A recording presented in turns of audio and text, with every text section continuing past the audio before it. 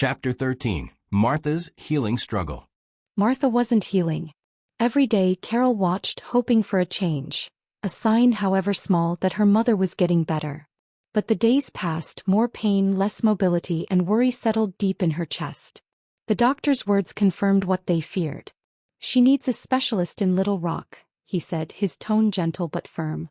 That night, Carol sat in her room, phone gripped tightly in her hands. When Thomas answered, she couldn't hold back her tears. "Thomas," she cried, "Dad took Mom to the doctor today. He said that she's not healing." Thomas could hear her deep breath, trying not to cry. "I can't believe she's not healing," she whispered. "What can I do?" Thomas listened, letting her words sit in the air before responding.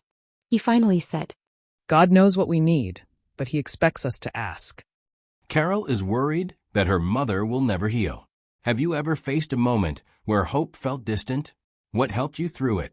Comment your thoughts below. Carol needs your advice. Carol wiped her eyes. She had never thought about it like that before. Maybe, just maybe, she could try. "I will," she said softly. "Will you pray too?" Of course. The next morning, Jerry packed Martha into the car and drove her to Little Rock. The thought of Winslovia felt hollow without her. Days stretched long, and within a week, Martha underwent another surgery. Thomas didn't know what to do with himself. Carol was gone and Winslovia just not the same. He wandered aimlessly before grabbing his bike and pedaling toward town. He needed movement, distraction, anything to keep his mind from circling back to the worry. At the auto shop, Butch stood near the open garage, wiping his hands on a rag. Thomas pulled up beside him. "Hey," he said. "What's up?" "Carol's in Little Rock with her mom. She had to have another surgery." Butch's face, usually unreadable, flickered with something, concern maybe. "That's tough. You think she'll be all right?" he said, crossing his arms. Thomas shrugged. "I hope so. Carol's been praying." Butch nodded slowly, then reached down, grabbing a wrench off the work table. He turned it in his hands, thoughtful. "You ever work on engines before?" "Not really."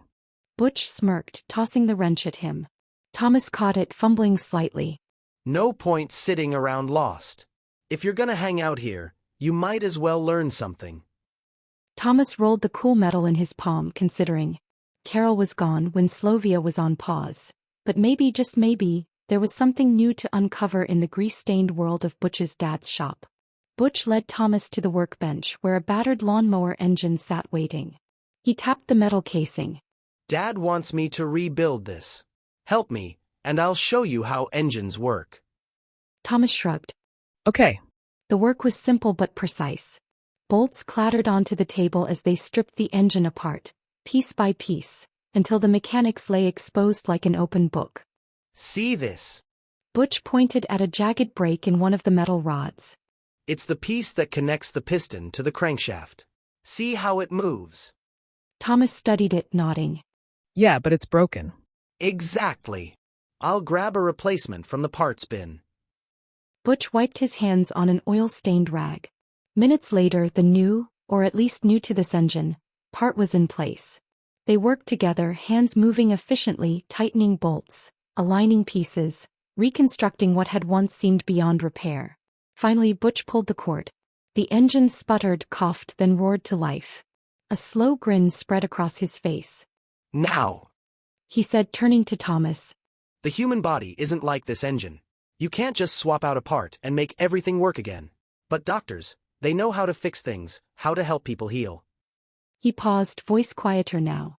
"That's what they're doing for Carol's mom." Thomas stared at Butch, seeing him in a way he hadn't before. Not just a bully, not just a guy who worked on engines, but someone who understood things in a way Thomas was only beginning to grasp. Carol wiped her eyes, holding tightly to the words Thomas had given her. Faith, hope for something unseen. But what did that really mean?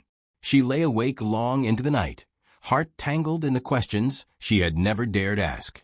And as morning broke over Winslovia, she knew she needed answers. What is faith? Find out in Chapter 14.